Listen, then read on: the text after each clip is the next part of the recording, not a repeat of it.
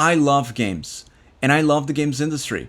There are so many opportunities for you to work with incredible games and crazy talented people that are so nice and welcoming. See players playing a game that you designed or participated in is one of the best experiences in the industry by far. I imagine myself doing nothing else in life. Perhaps in the next one, I will try some other talents, but in this one, I want to create games until the end of my career, until I want to make games no more. But there's no denying that a good part of this industry is not very welcoming. It's not a very inspired and friendly place that extracts the best out of people, you know? A substantial portion of this industry does treat people like numbers in a spreadsheet. And I have seen my fair share of people either quitting the games industry altogether or heavily tempted to do so. Which is a shame, a damn shame. You know why? Because the people who usually leave are the ones who would love to stay. People that hate games, that don't care about games at all, they usually don't leave. They are very accustomed to a lot of the wrong stuff out there, and they do not leave the industry. For more than a year now, massive layoffs have become so common that they don't even surprise us anymore. Every other day I see that kind of stuff on LinkedIn and other social media. Oh, we have to do a strategic restructure of the company, meaning 500 people lost their jobs because the company wanted to double the revenue in 1 year. And I mean, such massive layoffs are even more absurd when you consider that many people, like 500 people, 1,000 people, 2,000 people losing their jobs at the same time, looking for new work at the same time, is a logistics nightmare. It is not easy to find hundreds or thousands of available jobs in the games industry, even worldwide. So that means there's thousands of people spending months and months looking for other positions. And at the end of the day, they need to move from city to city, even other countries, completely messing up their lifestyle and families. And I've been in this industry long enough, a decade. I mean, to me, games are the most incredible medium for you to express yourself, for you to create deep connections with characters and stories and other people, to learn different skills, to develop your personality. You know, online communities are so rich and people develop real bonds in those communities, and they share experiences, life stories, dramas, defeats, and wins. There are games that people play for years and years, even decades. Can you imagine that? Like, there are other equally powerful media like books and films, but you do not usually spend like 2 hours a day watching Harry Potter over and over for years. But you can easily do that playing World of Warcraft or League of Legends or Clash of Clans or so many other games. So yeah, I am very biased to talk about games, and this topic is very personal to me. And at the end of the day, I know that once games started generating so much revenue, like millions and millions of dollars per year, it started to draw a lot of attention. And there's something inherently paradoxical about game development. Making games is either free, something that you can do yourself on a weekend in your bedroom, just getting some free software like Blender and Unity, or something that is super expensive that almost always requires external money in order to be possible at all. And I'm not talking about GTA 6 that a lot of people are expecting it to cost more than $1 billion with a B. I'm talking about your daily indie releases on Steam. Either your pixel art games that you love and have a lot of heart, or the high-level indies like Hades from Supergiant. I'm talking about all of those games. A big sum of money like $500,000, believe it or not, is many times not enough to create a mid-sized, kinda okay game that you see on Steam every day, every other day. I mean, do the math. 5 people working full-time on a game, they earn some like $5,000 a month, right? At the end of the year, it costs already $60,000. One person. Add the other 4, and we are talking about like $300,000 already. A reasonable timeline for a game that has any chances on the market, like decent chances, is something around 18 to 24 months. That is $600,000. And that's just staff, not counting software, infrastructure, marketing, and a lot more stuff that you need to be sustainable at all in this industry. Let's round it up.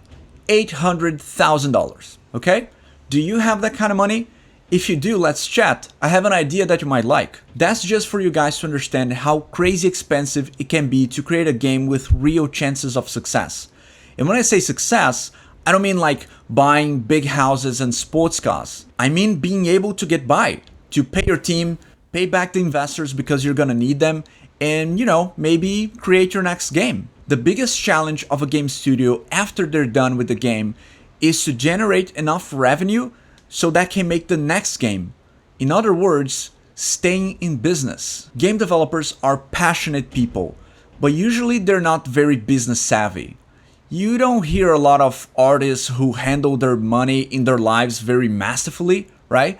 They're called starving artists for a reason. Jokes aside, the technical people in the games industry usually don't have a great time dealing with money, strategies, business decisions, budget, schedule. That's why the industry needs a lot of folks that have this kind of expertise that can bring that to the industry.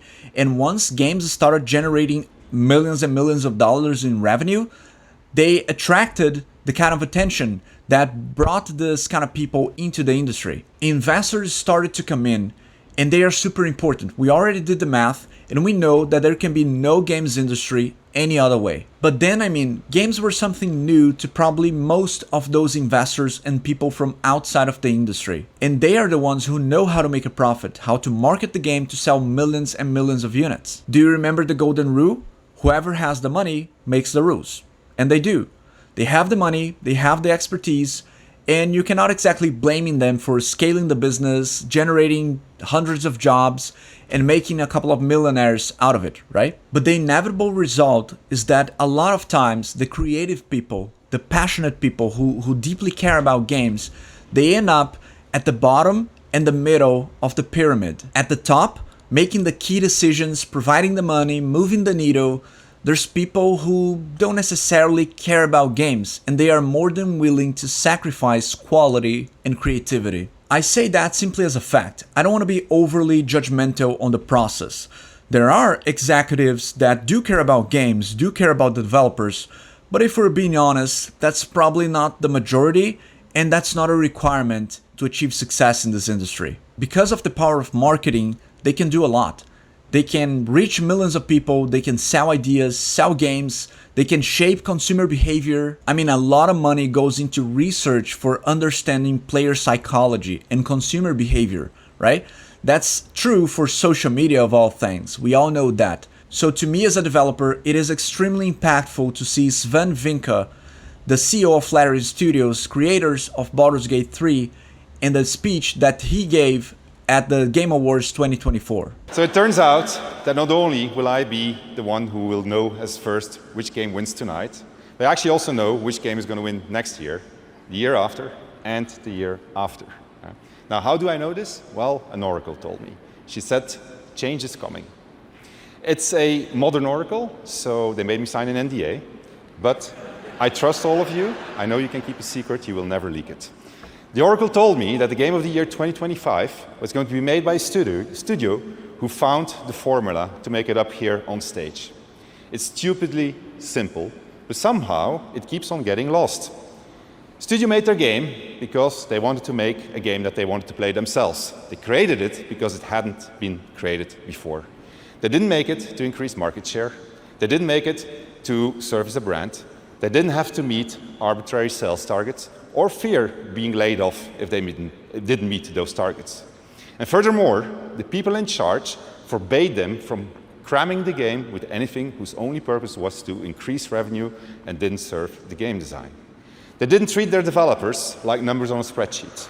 They didn't treat their players as users to exploit. And they didn't make decisions they knew were short-sighted and function of a bonus or politics. They knew that if you put the game and the team first, the revenue will follow. They were driven by idealism and wanted players to have fun.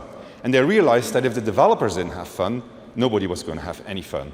They understood the value of respect, that if they treated their developers and players well, those same developers and players would forgive them when things didn't go as planned. But above all, they cared about their game because they loved games. Don't hate the process, don't hate the history of video games that brought us here since the 70s when Atari released the Pong arcades to the market. a lot of good things came from that. Games are not such a nerdy activity anymore. Your mother knows who Mario is, your grandmother knows about Sonic, and that's amazing. But now we do need a course correction. That does not necessarily mean hating free-to-play and loot boxes, but it does mean rewarding the people who actually contribute and move this industry forward. The artists, the designers, the developers, and the businessmen. Yes, businessmen and women that do care deeply about games and want to create something meaningful as well as successful. Because it makes no sense to create your perfect gem that nobody's gonna play, hear about, purchase, or engage with. But it also doesn't help if you create a game in a company just for pure profit, without any kind of creativity, without any kind of care about the craft. So if you think about it, part of the solution is to try and guarantee that the people at the top are also a little bit of those creative nerds that somehow manage to be business savvy enough with an entrepreneurial mindset. If we can have more people like that leading the industry, making the key decisions for the companies and the games, that's a crucial step in getting to a better place in this industry. And I love the fact that Larian and Sven were the ones standing for that, using their space to send this all-important message to the world. And I do hope that his words come true, and that the next winners of the Game Award and other awards are people and developers who actually commit to quality and creativity, to doing something fun and meaningful and, innovative in this industry with the games, leading the industry to something better. The games industry needs great leaders. I mean, all industries do, but I think games do need a little bit more. But when investors realize more and more that great games do sell, game design matters, and long-term planning triumphs fiscal year results, they'll have a real incentive to play it right. I'm the first to admit that this video is not a practical guide on how to get there, it's more of a wish, a dream of somebody who loves games and the games industry. So maybe this message, like Sven's speech, reaches out to a lot of people and make people reflect on that, right? So I feel that I had to come here and make this video just sharing my thoughts with you guys. I don't want Sven's words to be forgotten. No, we kind of need to put them on the wall as a daily reminder. No matter if you're a gamer or a developer, this affects us either way. We all want to play and make amazing games that help us define who we are or simply connect with other people's stories and characters. The idea that developers should create games that they themselves would play is an interesting one and a controversial one. In my opinion, I think developers need to create games that they truly believe in, because more often than not, developers do get sick and tired of playing their own games, because we do play over and over for years. I have worked on a AAA shooter. That is not exactly my go-to genre if you ask me, but we can always find something interesting about the project and a way to connect with players actually playing the game. That is an amazing part of the craft of the industry.